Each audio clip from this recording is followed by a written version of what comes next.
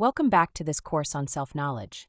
In today's session, we're going to explore something that affects all of us, the inner chatter and what we call the psychological song. We'll take a close look at that constant mental noise that fills our minds, where it comes from, and what it's really based on. We'll uncover the reasons behind much of the suffering we carry inside. And most importantly, we'll learn how to find emotional balance, how to begin healing from old traumas and resentments, and how to truly forgive both others and ourselves. The goal of today's lesson is to understand two elements of our inner world, the inner chatter and the psychological song. We'll explore what they are, what they're made of, what fuels them, what effects they have on us, and most importantly, how we can begin to work on them. This topic is vital because these two psychological mechanisms drain a huge amount of our energy, and they keep our consciousness in a state of sleep. So, let's begin by taking a closer look at what we mean by inner chatter. Inner chatter is that constant stream of conversation running through our minds, non-stop. If we take a moment to observe our own thoughts, we'll quickly realize that this mental noise never really stops. We're always talking in our heads about what we need to do, what already happened, what someone said, how we feel about it. We go over conversations, we complain, we replay memories. Sometimes we even catch ourselves singing songs in our minds. If we pay close attention, we'll notice that the habit of mental chatter is so deeply ingrained that our minds are often filled with random, meaningless conversations that go absolutely nowhere. You may have heard the phrase, "The best way to think is not to think," and that's because at some point we lost control of our minds. It's no longer our consciousness that uses the intellect when needed. Instead, our psychological defects, the fragmented parts of our psyche, have taken over. They keep the mind running constantly, aimlessly, creating a kind of compulsive, pointless chatter. This has become what we could call the vice of thinking. We can especially see this when we try to meditate or simply stay still and silent for a few moments. We start to feel restless, even anxious, and we realize how hard it is to quiet the mind. Some people even talk to themselves out loud, and that's just this inner chatter spilling into the external world. Likewise, people who speak compulsively often do so because they've lost control of their internal dialogue, and it ends up coming out verbally. But here's the key. It is possible to take back control of the mind. It is possible to reach that longed-for inner silence, where consciousness can finally begin to express itself. To get there, we first need to understand what this inner chatter is built on, what it's made of. We need to see its effects on us clearly, so we can recognize the urgency of working to transform it. It's important to begin by recognizing something about our inner chatter. In all the little mental movies we play in our heads, we are always the main character. We're the hero, the one who always means well, the one who's always right, the one with the best intentions. Or, when things don't go our way, we're the innocent victim. This reveals something essential. The foundation of our inner chatter is self-sympathy, and at its core, pride. No matter how much we say we care about others, the truth is that our strongest loyalty is to ourselves, to our cherished ego. We constantly side with it, and toward those who don't flatter or agree with us, we often feel aversion, or even hatred. If we begin to observe our minds more deeply and ask ourselves, who is it that's always talking inside me? We'll always find pride. Sometimes it appears as superiority, feeling better than others. Other times it hides behind inferiority, feeling less than others. But in both cases, it's the same root, self-importance. We are full of conceit, deeply in love with ourselves. We are, quite literally, 100% narcissistic, even if we think of ourselves as kind, humble, or sincere. And as long as we remain trapped in this self-sympathy, any true development of the inner being is simply not possible. It's because of this self-sympathy that we believe our opinion matters so much. We think we know about everything. That's why, all day long, our minds are filled with commentary. We see someone walk by, and immediately we start judging their appearance or what they're doing. And it's not just people, we do this with everything.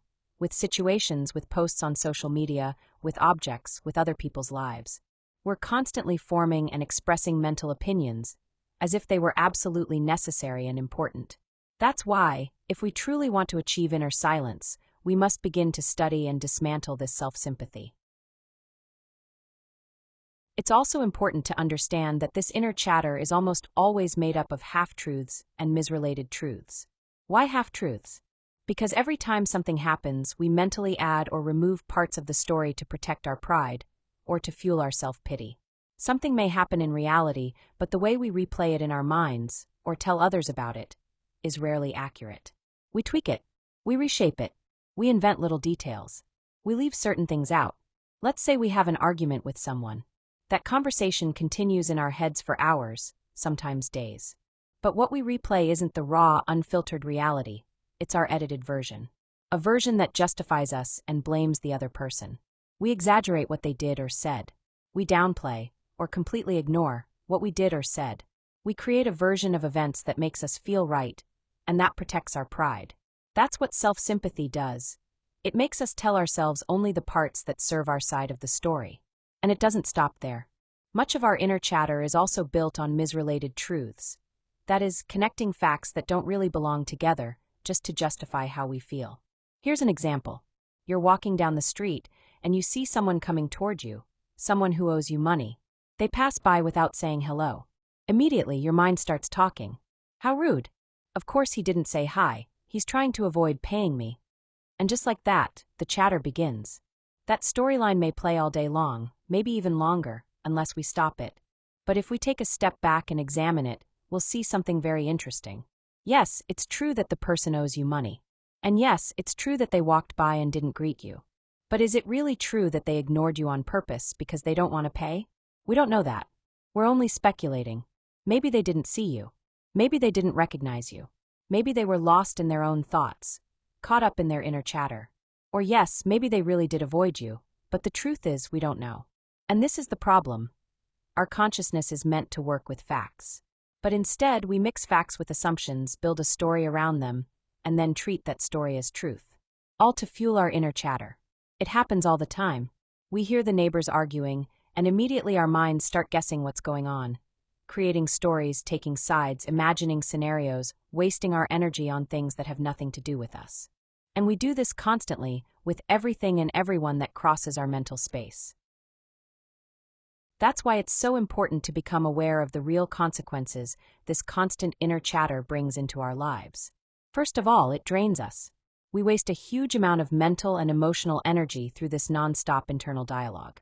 And many of our psychological defects, including some of the heaviest and most harmful, are actually fed and strengthened by this endless stream of inner talk. Another major consequence is that our consciousness falls asleep, because we live in a constant state of distraction. And consciousness can only awaken when we're fully present, in the here and now, through the practices of self-observation and psychological depth. Inner chatter also creates deep confusion. We lose the ability to clearly tell what's true and what's not, because our mind is constantly mixing reality with assumptions, fantasies, and self-justifications. It also fuels our pride, because every time we replay a situation in our mind, we're reinforcing self-sympathy, victimhood, and the belief that we're always right. As a result, the inner self that feels the need to criticize everything and everyone just keeps growing. And of course, this creates a serious internal problem. We begin to build invisible enemies inside ourselves. Even if we smile at others on the outside, even if we're polite and kind, inside we may be silently attacking them, criticizing them, judging them, or feeling superior. And whether we realize it or not, this creates a heavy, negative telepathic connection between us and the people we judge in our minds. Worse still, that inner judgment doesn't always stay inside. Eventually, it leaks out. We start making comments, expressing opinions, and criticizing others out loud, harming our relationships and spreading negativity. Now, let's get to the most important part. How do we work on the inner chatter? The first step is this. We must learn not to touch everything with our inner tongue. What does that mean? It means we have to live in constant self-observation, watching carefully for anything that tries to pull us out of the present moment. But what usually happens, as soon as we see something, or even just think of something, whether it's a memory, a plan, a judgment, or an image, we immediately get identified with it, and the inner chatter begins. We start talking to ourselves about it, analyzing, criticizing, fantasizing. We taste it with our inner tongue. Here's a funny but very real example. Imagine you're walking down the street, and someone passes by, whose face reminds you of a relative you haven't seen in years. Suddenly, your mind jumps to that memory, then to the last conversation you had with that relative, then maybe to a situation from childhood. And before you know it, you're deep in an internal dialogue that has nothing to do with the present moment. That's how psychological defects take over. They take advantage of our state of distraction, of the fact that we let our inner tongue run wild. And they use it to insert their desires, frustrations, complaints, and fantasies. So, we need to observe this mechanism closely. We need to see how, even when we externally stay silent in a situation, our internal tongue can still be carrying on a long, detailed conversation. The second step is this. We must begin to analyze what we are adding to reality and what we are removing from it. When we do this, we'll start to uncover many psychological defects that are constantly distorting our perception. These distortions are what keep us trapped in confusion and disconnected from the truth of the moment. So every time we catch ourselves in inner chatter, we should ask, what part of this is real? What am I assuming, exaggerating, or leaving out? And as we observe these details, we should ask our Divine Mother, that divine force within, to help us eliminate each and every defect we discover. The third key to working on our inner chatter is this. We must learn to put ourselves in other people's shoes. Because most of our mental chatter, driven by self-sympathy, is centered around judging others. So whenever we catch ourselves blaming, criticizing, or internally mistreating someone for any reason, we need to stop and ask, when have I done the same thing? This means setting aside our self-pity and honestly searching within. When have I acted in the same way? When have I thought or felt exactly what I'm now condemning in someone else? When we do this sincerely, we start to see something very important, that the same defects we judge in others are alive within us. And this brings us to a fundamental spiritual principle, the Golden Rule. Do unto others as you would have them do unto you. We wouldn't like to be taken into someone's mental dungeon, to be mocked, criticized, or insulted in their thoughts. So, why should we do that to others? The truth is, even though we may be polite, even though we may seem sincere at times, internally and invisibly we often treat others very poorly. What really matters isn't what we show on the outside. What matters is what's happening inside us, because that is our true reality, that is our level of being, and that is what attracts the circumstances we constantly face in life. But if we learn to work on this constant inner chatter, if we practice self-observation and psychological depth, moment by moment, we can begin to quiet the mind. We can achieve that precious inner silence. And from that silence, our consciousness begins to awaken. Now, let's take a closer look at the psychological song. The psychological song is a repetitive inner chatter that's fueled by pain. It happens when mental chatter becomes sharper, more intense, and starts to repeat over time because it's being sustained by an emotional state of suffering. This ingredient, pain or emotional hurt, adds something powerful. It makes us feel the need to repeat that internal story over and over again. And we don't just repeat it to ourselves. We start telling it to others too, again and again, until it becomes our psychological song, a sad melody we're always ready to sing whenever someone will listen. Eventually, we become so repetitive with the same story, the same complaint, the same emotional wound, that people around us start to say things like, "You sound like a broken record," or, "Come on, change the disc already." And unfortunately, this reaction only makes us feel worse, feeding the pain even more and deepening our attachment to the song. So, what's at the root of the psychological song? It's something called self-consideration. And self-consideration is like a monster with 3 heads. We could picture it just like that, 3 main thoughts that keep the song alive. The first head says, "I've always been such a good person." The second head responds, "And look how badly I've been treated." And the third head ends with, "They'll pay for this." That is, the desire for revenge, the bitterness, the hatred toward those we believe have wronged us despite our so-called kindness. Let's look at an example. Imagine your partner leaves you for someone else. The pain is deep. You feel betrayed, and your inner chatter turns into a psychological song.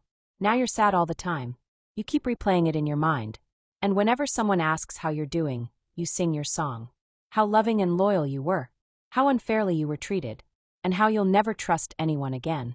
You might even express hatred toward your ex, or toward the person they left you for. There, you can clearly see the 3 heads. I was good. They treated me badly. I'll never forgive them. This same pattern shows up in all our inner complaints. Say you were fired from your job. Immediately the song begins. How much I gave to that company, how I sacrificed, and this is how they repay me. And from there, resentment begins to grow, maybe even hatred and a thirst for revenge. And the truth is, we carry around many psychological songs. Each resentment we store is a song, just waiting for the right conversation to be sung again, or to be repeated silently in our own minds. And over time, this accumulation of psychological songs turns us into bitter, closed-off, resentful people. And there are two types of singers which we must learn to identify. There are the public singers. These are the ones who sing their song to whoever wants to listen to it, to their partner, mother, friend, etc., or that post their psychological song on social media, seeking understanding and consideration. And there are the solitary singers. And these are the ones who represent the greatest danger to themselves, since they are usually the ones who have sung their song to people so much that they begin to be rejected. The singer is asked to shut up, change the record, talk about something else, etc. Then the person resents it, feels even worse, closes in on himself, and begins to complain to himself, to fill himself with hatred, resentment, and sometimes it can even end in suicide or in committing a crime. But there are also people who are solitary singers because they do not trust others, or because they are afraid of what others may think of them, and they also immerse themselves in their pain and resentment, destroying themselves. There are people who lament internally because they feel that they have worked a lot, that they have suffered a lot in life. They feel cheated. They think that life owes them everything they were never able to achieve. They usually feel an inner sadness, a feeling of monotony, terrible boredom, inner exhaustion, and frustration. Unfortunately, such secret internal songs go unnoticed within us, unless we intentionally observe them. We're not always in good company when we're alone. It is simply normal and very natural to be in bad company when we are alone, since the most negative and dangerous defects appear when one is alone. Obviously, all self-observation allows light to penetrate our interior, to our inner depths. It is essential to observe ourselves when we are alone, in the same way as when we interact with other people. We must observe and analyze ourselves to discover what kind of singers we are and discover our psychological songs, to work and eliminate each one of them. Let's now look at the consequences of the psychological song to understand why it is so urgent to work on them. The first consequence is this: our consciousness falls completely asleep. If ordinary mental chatter can put our consciousness to sleep, then the psychological song, loaded with pain, resentment, and emotional weight, plunges it into a much deeper sleep. Why? Because while we remain submerged in suffering, in hatred, in bitterness and self-pity, our vibrational level drops drastically. We move further and further away from love, the highest frequency in the universe. And this doesn't just cost us mental energy. It drains our emotional energy too. All those feelings of grief, despair, disgust, frustration, they consume us. And in that state, our psychological defects grow stronger. Even the darkest selves, the suicidal self, the murderous self, find fertile ground to express themselves in our minds. These psychological songs also destroy our relationships. People get tired of hearing the same complaint, the same sorrow, over and over again. They begin to avoid us. They don't want to hear the same sad song anymore. And over time, our vibration becomes so heavy, so burdensome, that others feel it and prefer to keep their distance. In this state, it becomes impossible to raise our level of being, impossible to make spiritual progress. Because when we constantly dwell in pain, when we focus on what others did to us, when we keep repeating thoughts like, I have no luck, I always get betrayed, I won't make it, I'm not enough, that's exactly what we continue to attract. The external world only reflects what we carry inside. So, if we truly want our lives to change, we must begin by changing within. And then our external circumstances will transform accordingly. But if we allow our psychological songs to take over, if we let ourselves drown in sorrow, we will only attract more suffering. We've seen it happen too often. People ruining their lives, committing crimes, even taking their own lives, simply because they didn't know how to free themselves from a psychological song. Now, the important thing is to learn how to work on our psychological songs. And the only true way to free ourselves from them is through forgiveness, to sincerely forgive others, and just as importantly, to forgive ourselves. In inner work, soul growth is only possible through forgiveness. But if you continue living moment to moment, dragging pain, feeling that others owe you something, that others mistreated you, that others are to blame for your sorrow, then nothing will grow within you, because you will always return to that same old song. The song of resentment, the song of self-pity. And as long as you sing it, your consciousness will remain asleep, and your heart will remain closed. Only forgiveness can open the doors to real inner transformation. To truly eliminate a psychological song from within ourselves, we must begin by working on that little account book we carry inside. Yes, that inner ledger where we've written down every suffering we've endured, every misfortune, every person we feel has wronged us or hasn't treated us the way we think we deserved. That account book holds all the debts we believe others owe us. So, what's the first step? We need to identify one of our psychological songs. Let's begin with the strongest one, the one we keep repeating, the one that causes us the most pain. Once we've identified it, we must make the effort to see how self-consideration hides inside it, with its three heads. First, look how good I've always been. Second, and yet look how badly I've been treated. Third, now I carry resentment, hatred, or the desire for revenge. We must look at these three heads closely, reflect on how they play out in our song, and start the conscious work to eliminate them. Only by doing this, honestly and patiently, can we truly begin to dissolve our psychological songs. Let's begin by observing the first head of self-consideration, the one that makes us feel that we've always been so good to others. That good I. We need to reflect deeply. Did we really do all those things for the other person, the one we now resent, without expecting anything in return? If we practice sincere self-observation and judge ourselves honestly, we'll begin to uncover the defects that we're hiding behind that supposed goodness. We'll see that our actions were often motivated by hidden interests. Perhaps we wanted approval, love, control, or recognition. And we'll come to realize that we are not as good or as deserving of special consideration as we once believed. By understanding this, we begin to disarm the first head of that inner defect, that false feeling of being good, which fuels our resentment toward others. Next, we need to observe, discover, and work on the second head of self-consideration, the victim I, that part of us that feels it has been paid badly. And we disarm this victim I by reflecting on the law of karma. We need to deeply understand, we are never truly victims. Whatever negative situation we're living, whatever harm has been done to us, is simply the settling of accounts, the natural return of our own past actions through the law of cause and effect.